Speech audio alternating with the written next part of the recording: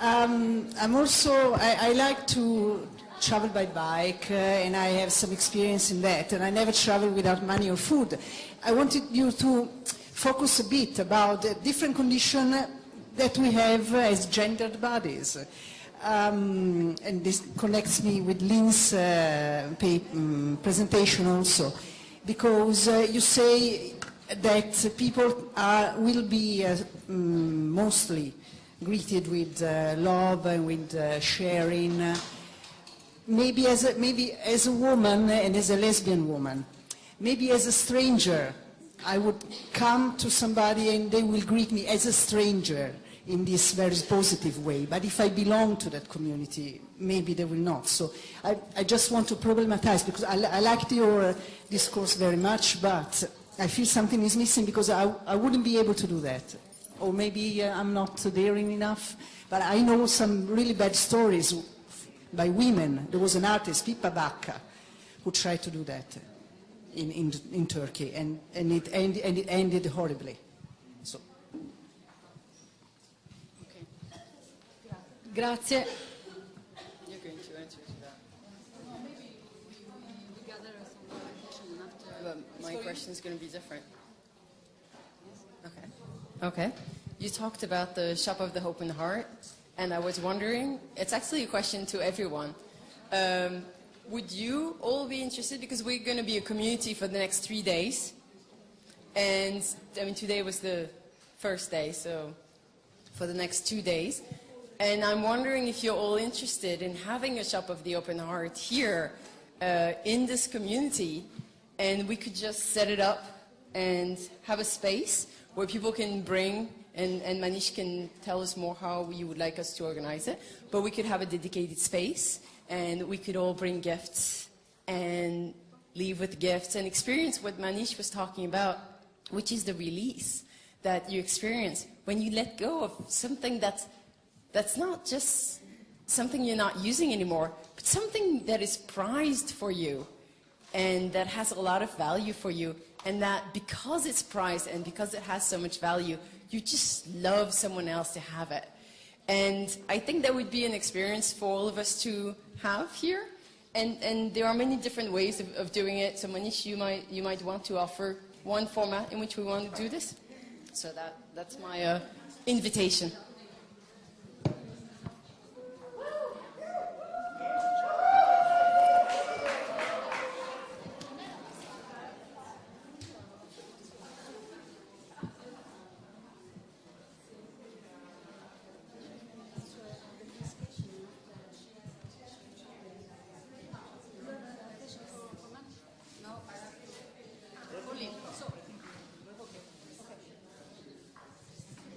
Io volevo più che altro intervenire a proposito dell'intervento di Lynn Daniels sul fatto che aveva detto che secondo lei, o comunque secondo l'opinione comune, si trattasse della vostra comunità matriarcale, strettamente matriarcale.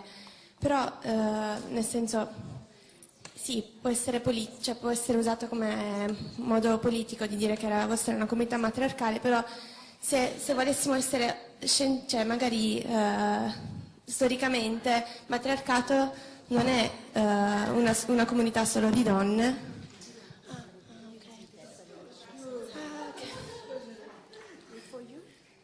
Allora, prima parlavi della tua comunità di donne, avevi detto che appunto è una società matriarcale.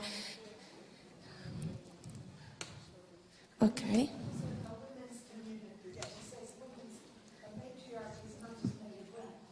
Yeah. It was an experiment. Okay. We've come so far from that we wanted to see how we could sort of fashion that together in the way we live together. Perché nei matriarcati ci sono sia uomini che donne, tutte e due, non solo donne. Pardon? Yeah. Oh yes, they do. And I didn't really call it a matriarchy. It's more matrifocal. Matrifocal is differentiated. Yeah. Oh, thank you. Grazie.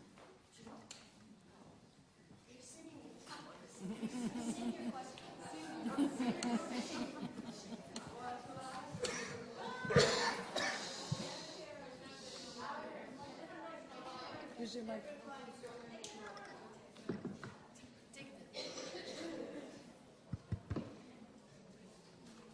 Lynn, I'd like to ask you if it's possible that there may be in the future other groups of women that get together, especially older women like me,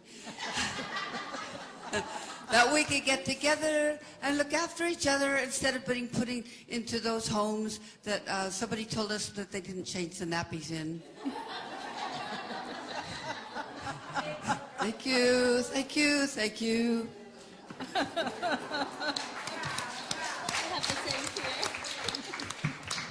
I think you're trying to make me a producer again.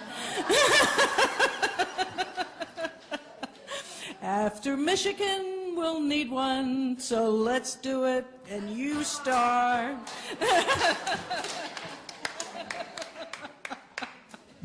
Thank you, Julie.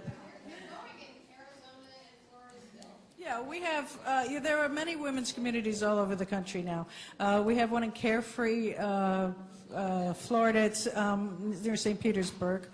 There's one in Sequim, Washington, which is just north of Seattle. There's one in Apache Junction in Arizona, and that has about, that's the biggest one. That's about probably 800 lesbians live there. Yeah. So these, and they're cropping up, and there's recently come out a newsletter among women on the land.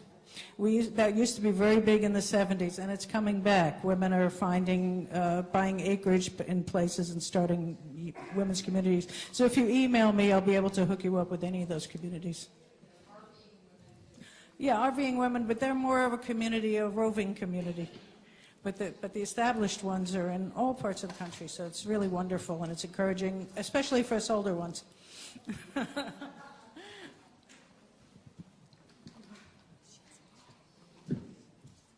Yeah, I guess in my style of asking a question, I have these friends, Jack and Valerie and Donnie, and they live in boxes under the railroad tracks, under the highway, and I busk to supplement my disability benefit.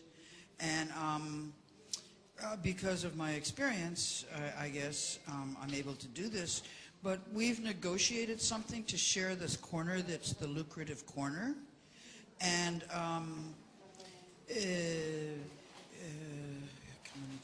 what happens is when I first started doing this, there were new people came in. We had to negotiate with them. So our time goes down. Now when Jack or Donnie or Valerie get something given to them, they always save something for me. Even though I'm relatively, the thing that I hold dearly onto is my apartment.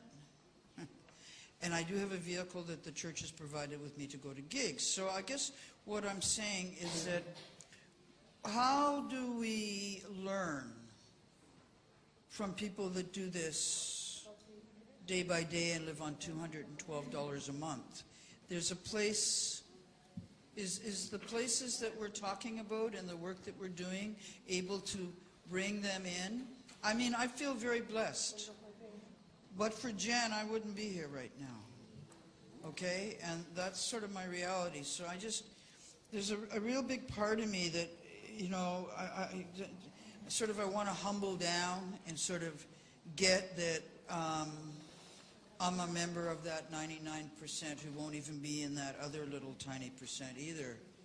And they have, these people know kindness, but you know what, there's nothing terribly, it's like that song, Satisfied Mind. It's not. It takes a whole lot of work to have nothing and still be able to be happy. And if you have anything in your back pocket, you don't sort of necessarily have to do that work. And it makes it really hard. And I guess my big thing is, it's like, how do we understand what we're doing and tease it out and be really critical of ourselves and be able to examine our own relative privilege and entitlement?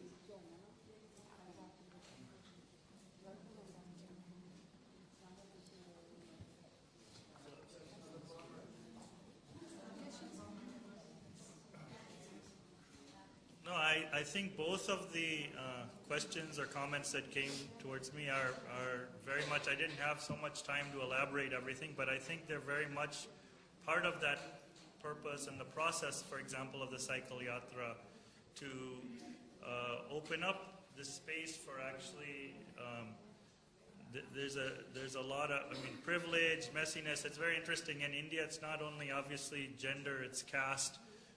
Every house, at least where I live, where you go to, when you stay after a little while, they'll ask you what is your family name, and with an attempt to understand that. So these are realities that are complex social realities that we are part of, and the idea of that is, can we open, from our own vulnerability of entering into that space, can we open a different kind of space for sharing and connection and dialogue around some of these things. Even, it's very interesting, I became very conscious of one of the villages that I went to, so there's a whole component also that we are not exactly begging people there. We recognize that people, and this is a big debate that people do, is like, are we impinging on these people? Are we, troubling them? Are we taking advantage? So this is a whole rich, and so we're like, it's not just. I'm sorry. Hello?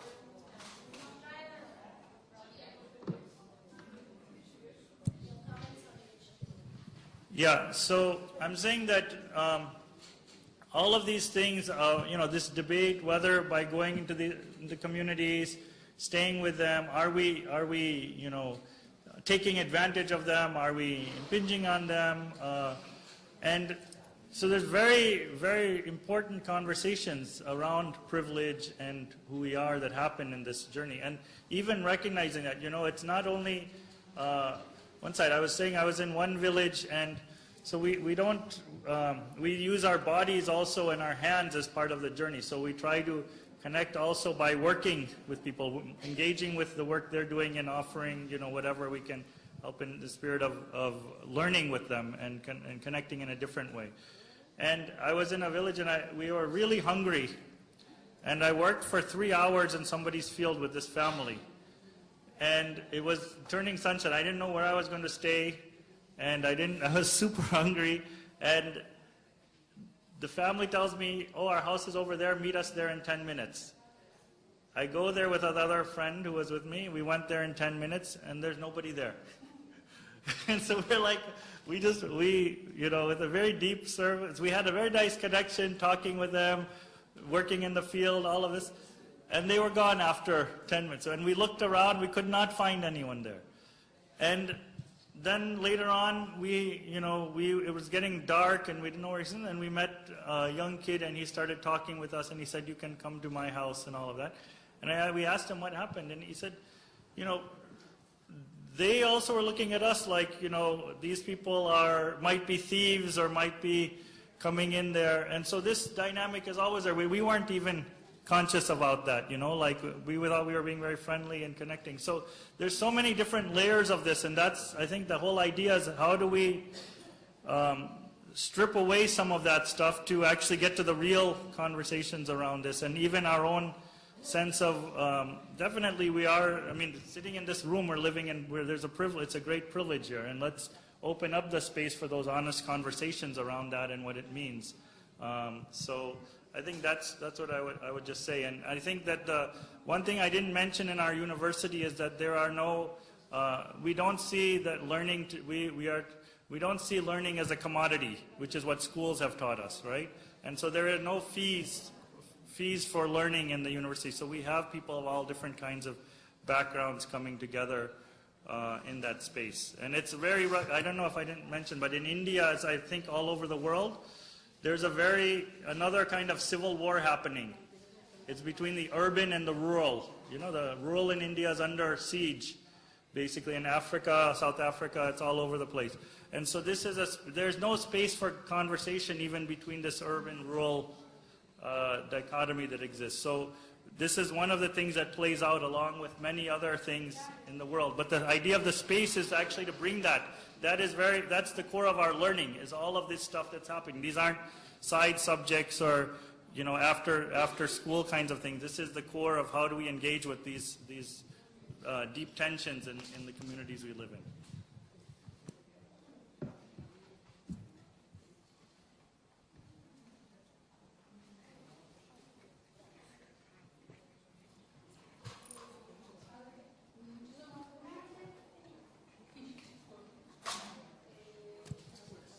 Okay, Perella.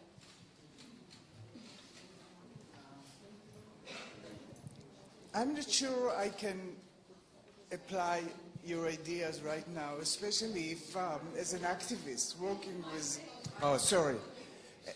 especially as an activist that working with battered women and, violence against women. But I visited Nashira, thanks to help us, Genevieve. And I found it an example of how we can use it in other countries. So what we are doing now in Israel, a group of women, is trying first to build a local Israel in Ashira, which is going to be for poor women and poor families and elderly women that are, many of them are poor and lonely, but they have some social capital because they're older and have, so they can be mentor or some kind of a family to the poorer women and to the children. So we are just beginning to develop it, but I think it's a kind of a model that we can apply, you can use and it's matriarchal, and it's a matriarchal and gifting community because we use the gift circles and the gifts everybody gives to the other in the community, the ideas, and the community. We want to build a community, including decision-making by consensus and cooperative working in cooperative that we are going to build. And we are going to ask, we cannot live without the state yet. We cannot live without the establishment, the patriarchal establishment yet. So we are going to ask, and probably will get, houses from buildings owned by the city to build such a community, kind of urban kibbutzim. By the way, we have urban kibbutzim in Israel now, quite many of them, but they have nothing to do with matriarchy or gift economy. They are gift-giving community, but in a different style. So this is one way to apply it in a modern neoliberal patriarchy, is to do such, to build such communities within the cities, within the modern cities. Another way is to, we are thinking about, is to change women's shelter, battered women's shelter. Because they come there, they spend six months or 1 year there and living back home, many of them. So why don't use this 6 months that the women, the battered women, will learn different skills of giving, of living in community, of working in a cooperative, and things like that. So we are taking the ideas of the gift community, the gift culture, or the gift economy, and the matriarchal values or matriarchal legacy to develop modern kind of women's community. They don't have to be only women. Some of them will be probably men and women, but they will lead, and they will lead only by women, by mother like Nashira, like the example of Nashira. In Nashira, there are men also, of course, but the leaders are women, only women. And I think we can take the principles of the gift economy and matriarchal studies and apply them in a different way that are suitable to our still patriarchal world. Thank you.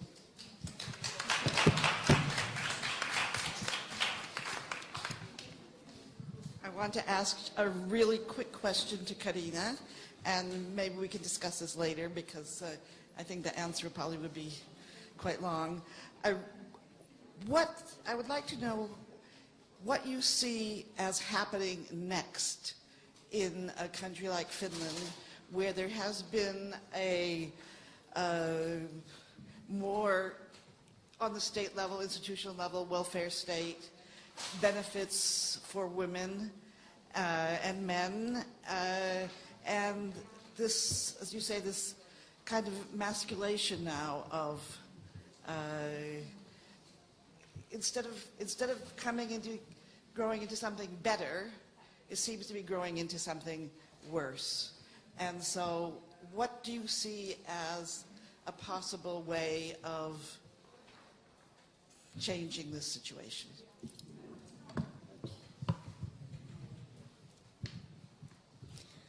It's a very important question that, of course, I think about a lot, especially now that I've taken the decision not to continue in the heart of the political action. I think that there are two developments. The negative one will be that there's going to be even more mental health, emotional health problems because of the loss of the gifts and the safety, the security networks, because it is likely that the new government will reduce the safety networks in the name of efficiency and competitiveness. But the positive side is that there's also more and more gift work coming to the front because women realize no one's really looking after them. The mothers who have been mothering all their lives are not taken care of because they live about 20 years longer than the men, and they are considered a burden on the economy.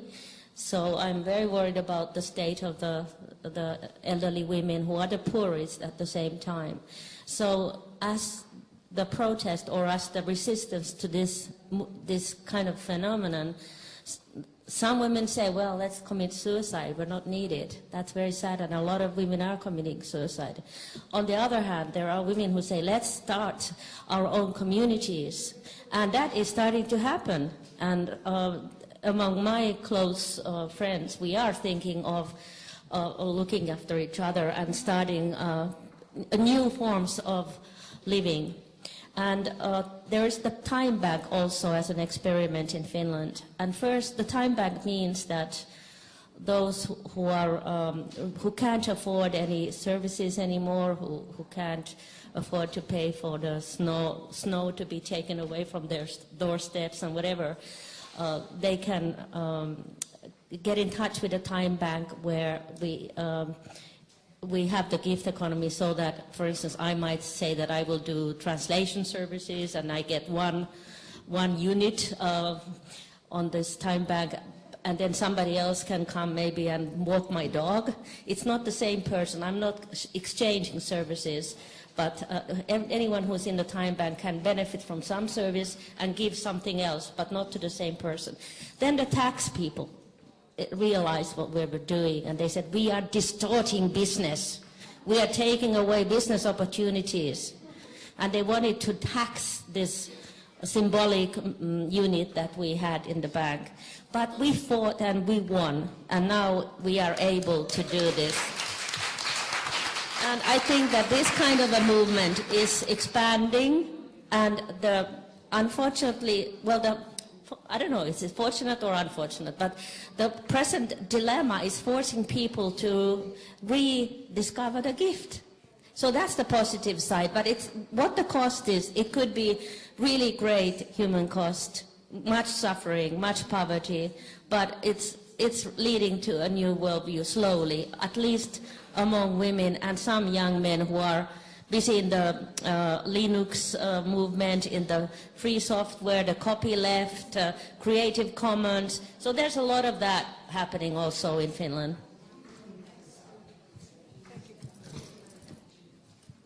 No, what I just want to say is that in Nachira, those professionals who give time to the time bank, they get a leaf in the gift tree.